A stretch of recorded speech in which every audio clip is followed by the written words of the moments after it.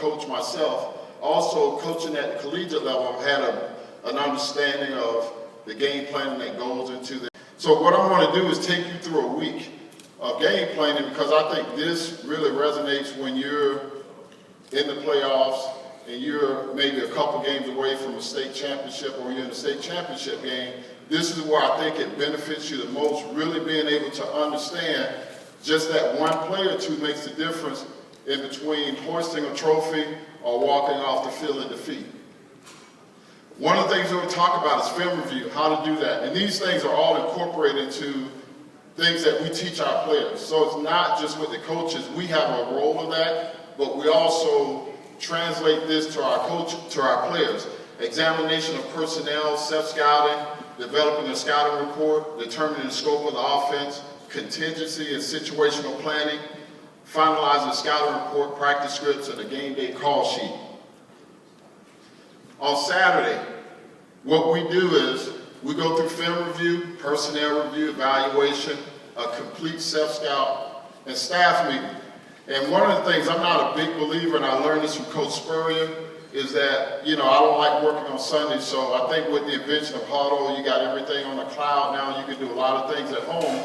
So one of these things that we do at our program with our staff is that we spend a lot of time on film review and self-scouting. Because I think a lot of times when you're winning games, you don't tend to go and self-scout and understand what your opponent is looking at. So we constantly self-scout what we're doing from week to week. Sunday, and this is something our coaches do at home. We don't meet at the school or anything like that. We develop a game plan outline, scouting report, scouting cards, and then we do a chat on personnel. And coaches send me that information, and I'll start to kind of craft a game plan for what we're going to do for that week. Monday, we introduce a scouting report to the team, the new install for the week, and then also on that Monday, we do a cleanup. We do a review. We simulate what we did on Friday night. We take all the errors that were made. We replay those plays, and we make sure that those corrections are in, to make sure our kids understand that who we're playing that week, they're watching the same tape we're watching, and we want to make those corrections in terms of, from a tendency standpoint, what they may be looking at to try to exploit errors that we made the week before. Okay, on Tuesday, we meet every day. We meet every day. We film practice 3 times a week. So we'll film Monday, Tuesday, and Wednesday practice. Thursday, we kind of do our walkthrough. But on Tuesday, we meet as an offensive staff. We go through the scouting report. Again, we look through our practice scripts. Then we start looking at situationals, blitz, long yardage, short yardage, and red zone. Being a no-huddle guy myself, the first thing that we talk about is protection. How are we going to protect our quarterback? And from protection standpoint, then we get into what we're actually going to run that week or install that week for our opponent. But everything for us offensively starts with protection. Because if you can't protect your quarterback, there's not a whole lot you can do. It really limits what you're able to do as a play caller.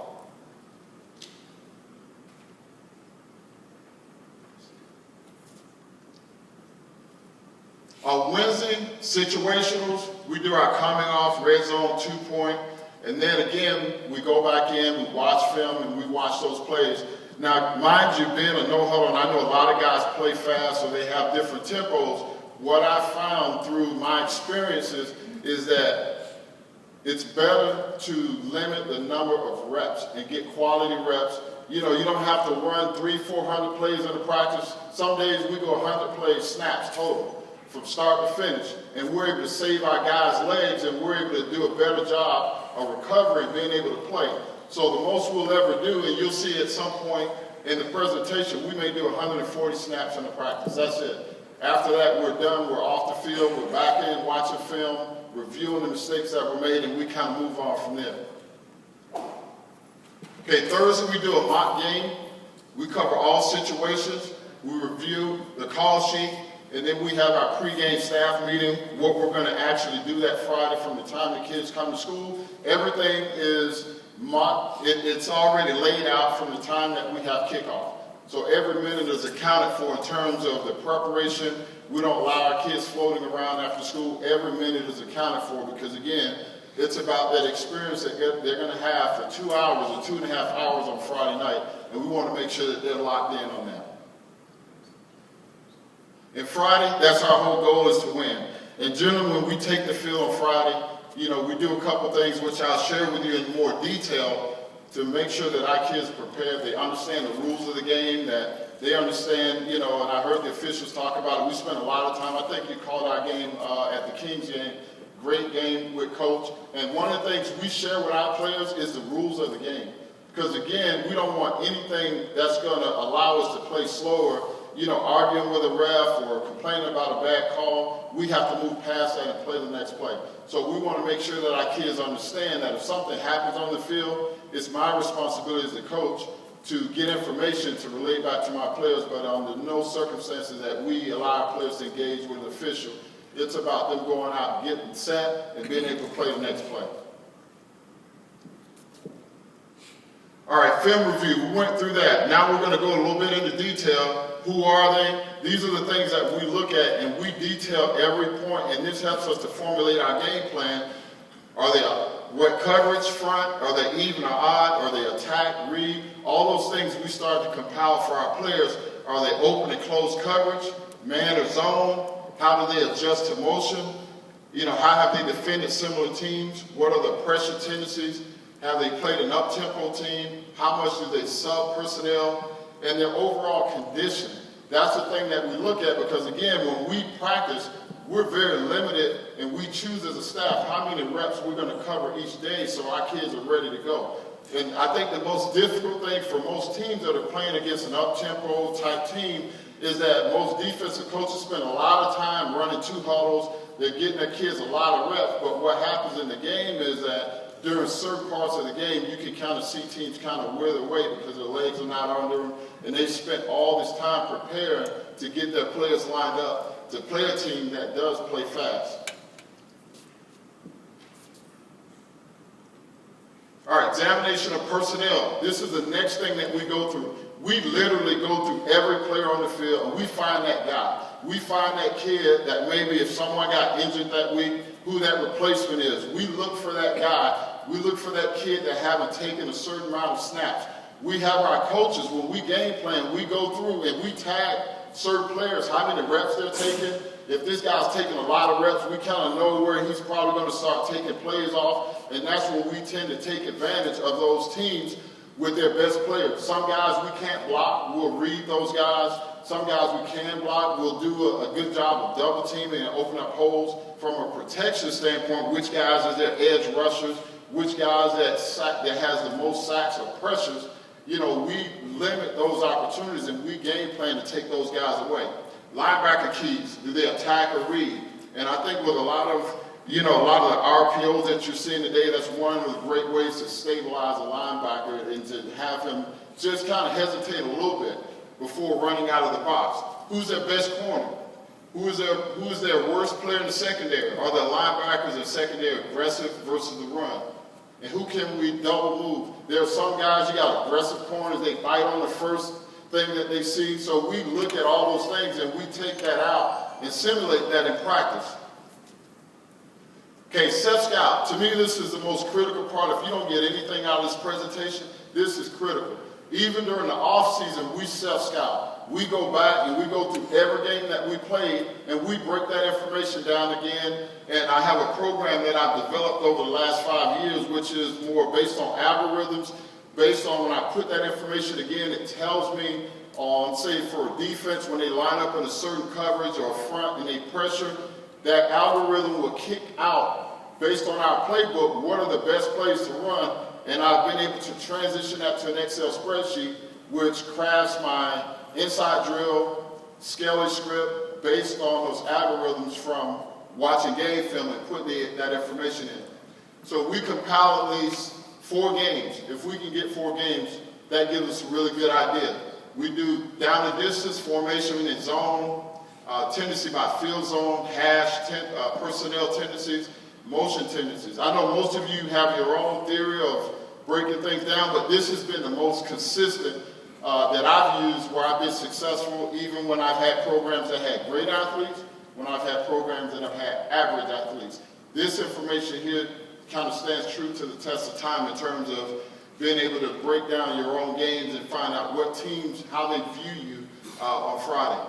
And we implement situational play calls where we can break tendencies and take advantage of tendencies we have created for the defense. So we do have our tendency breakers once we identify what it is, who that guy is, and that personnel package that they're in. Okay, we present our scouting report and game plan to our players. Okay, most kids, I think most of you have, most kids have limited attention. You have your ESC kids. I mean, you have to consider all of that when you're game planning. And we've found a really good method for getting our kids to understand. Most kids some are visual, hands-on, analytical. So we walk it, we chalk it, and we talk it. That's kind of what our theory is to make sure our kids understand what we're doing. And then we present the scouting report and game plan install. We do cut-ups, paper handouts, chalk talk, film study, and we also test them before the game. We want to make sure that they clearly understand what we're asking them to do on Fridays. And then you got to be innovative. Use your technology. Use, if you can film practice, use your huddle, use all those things that are going to help your kids, not think as much on the field on Friday nights. Okay, scouting report. Here are the contents. We always clean up every game that we play. Our kids make a ton of mistakes, so we spend a lot of time in cleanup.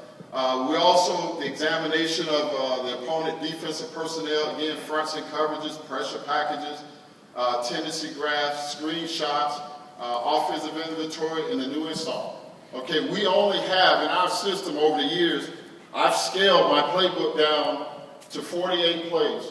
That's it total. We teach those 48 plays.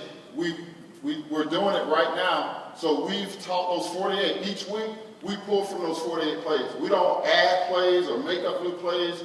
We take that 48 that our kids have mastered and that they know and they understand. From that point, we teach them how certain plays within that 48 play package attack odd fronts, even fronts, pressure coverages, zone, fire blitzes, and those type things. But we never add. We choose those 48, and that's what we roll with for the whole year. And we basically pick out of those 48. We'll run 24 plays in a game, but our inventory is 48 plays. We'll pick 24. We don't do any more than that. I just think it's hard to play fast when you have a million plays. You get in the game and you fall back on that comfort level of calling the plays that you feel most comfortable with, which is usually anywhere from 6 to 12 plays.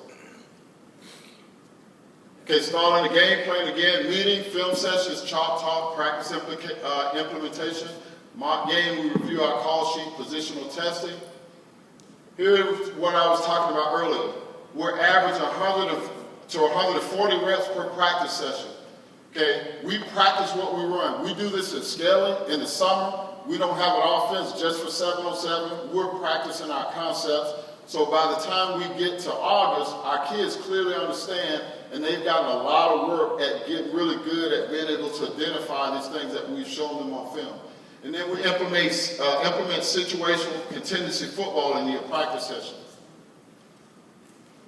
Okay, the advantages of practicing with tempo is to increase repetitions, create game-like situations, make the game feel slow to our players. You must have scout teams organized. Now, when we do our tempo, we practice fast. We don't practice long. Our practices last for maybe 65 minutes because we got a limited number of reps that we want to cover. We get those in, we save our guys' legs, and we spend the other time in the weight room or we're doing film study. Okay, here's a sample of the game day call sheet. It's just a blank here, and that's kind of what we do. I have it set up on that, and again, with the software program that I've developed through an Excel spreadsheet, all those will tell me based on what we've seen on film, what we went through in practice, scripted tendencies. It will tell me exactly based on if we see 1st and 10, a team's a 4-3 cover 4 team, it gives me all those options available to attack that coverage. Same thing if they're in an odd front, a 3-4 cover 4, it gives me based on what I put in. If I want 3 runs, 2 screens, and 3 passes, it gives me the best plays based on all the data that was put in. And if it changes, I have an algorithm that adjusts those formations to the adjustments that they're going to make on defense. And I think we can all agree the game is really a game of adjustments. So if you're able to do that at least 2 times, I think you'll be in good shape on Friday night. Okay. So our base run, we always start with protection in our run game. Our base run plays, variations to base run blocking schemes, if it's an odd or even front, or if you get kind of a bastardized version of an odd or even front. How are we expanding our base concept with motion and protecting with screens? What is our best short yardage call, play action and boot, and taking shots down the field?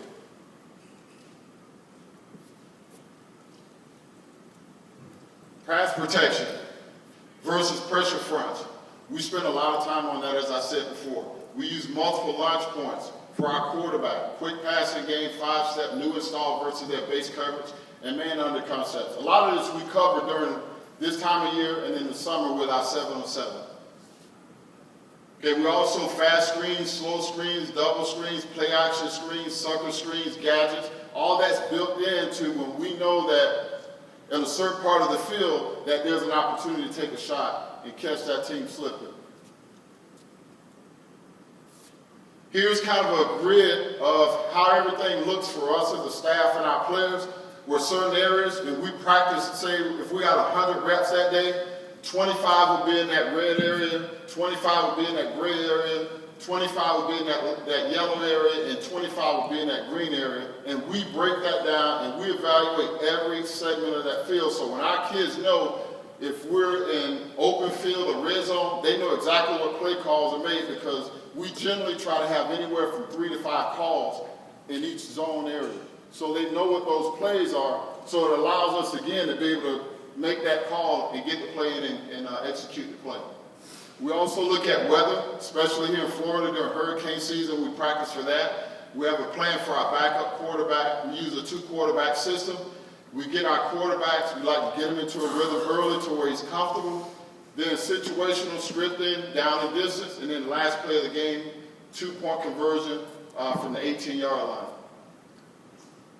So again, it's just a repeat of hash down and distance. But again, we cover a lot of this, and every Thursday, Monday and Thursday, I have a quarterback meeting with my quarterback coach, and we go through the whole game plan. On Monday, what he likes, what he doesn't like, and then on Thursday, we polish and review so he can go out there and feel comfortable about what he's doing.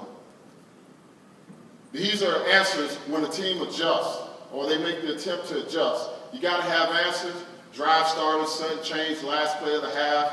What do you do versus man, zone, pressure, and exotic fronts? So we cover all those areas depending on what we may see. If they decide to jump into something, if they're struggling on defense, we want our kids to be prepared for those situations. Handling sudden change, we like to take shots after that. When the team is kind of making adjustments, we would like to take a shot. It doesn't when we talk about taking a shot, it doesn't mean throwing it deep. It's about keeping them on their heels and getting into a scoring area. So that's where our definition of taking a shot. Handling pressure. Here's where we spend a lot of time with our protections. How do you handle pressure? We got to have answers. Built-in hots, move the pocket, limited need to change the play at the line of scrimmage, throw it to the blitz, which we spend a lot of time doing that. I think that's where our big plays come when teams are blitzing, and we have our screen and draw package available to us. Okay, sequencing plays, we practice that a lot because we use a lot of one-word plays where we basically, give them a code, quarterback makes the call, and we're off and running. Okay, these plays are executed at an extreme rapid pace, and we spend a lot of time on Thursday doing that, going as fast as we can with very few plays, and we package plays in certain ways where the kids know the order of the plays, and it eliminates any errors going on at that point. Okay, halftime adjustments. This is what we talk about. We usually have someone taking notes. Who's making the most tackles? If it's that guy that we identified on film and our guy's getting beat by him, then we make the adjustment and get him some help. We may chip the guy. We'll do some things. We may read him. So those are things we're very comfortable with when we're in a game and we're at halftime and we're seeing that maybe we need to make some adjustments. We'll do that. And for an aggressive team, we'll use a lot of freeze tempo and different things that we do. Here's my information. If you would like to, get a copy of this PowerPoint, just shoot me an email or call me on my cell. But I wanted to show you guys a 90-second video of of my years at Glade Central when we had some pretty good guys, but I want to show you this because we gave different looks to different teams and we're able to play at that same pace. You go ahead, thanks.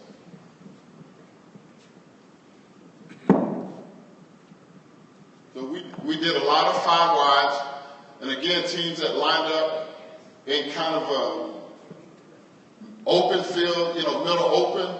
A lot of option where we attack fronts, where teams blitz off the edge. We read guys, but we do require receivers to block. But again, we use a 2 quarterback system. We got a guy that's a passer, and then we have a guy that's kind of an athlete back there. So here's one of our formations that we use to again thin the box. They got a 3-1 box. Now we can do a power read, which is, we've run this years ago. But again, like I said, it's really getting teams on their heels, and we line up that quickly to get them to where we can identify the weaknesses in their alignments.